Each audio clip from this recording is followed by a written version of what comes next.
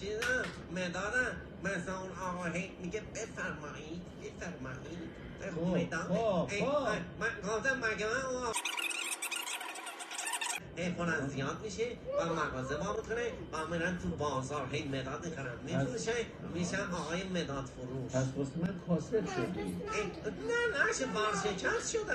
چرا؟ نه اول شما دیدید از من گفتی این چیه؟ ما گونه چرا انداختم تو گفتم چیه؟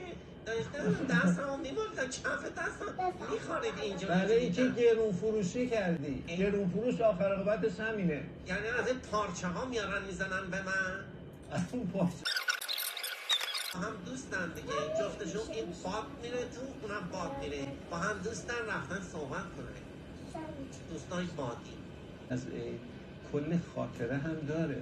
گاهی وقتا آدم خونه‌شو که تمیز میکنه یه چیزایی پیدا میکنه، یه مثلا روزنامه یه چیزی زیر فرشه یا یه جایی هستش یادش رفته بعد پر از خاطره میشه. الان من شما چقدر خاطره الان اومد تو ذهنم؟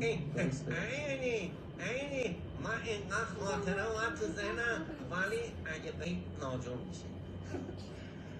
نه اونجوری هم نیست. فرداییده. من یادم میاد یک کسی میگفتش که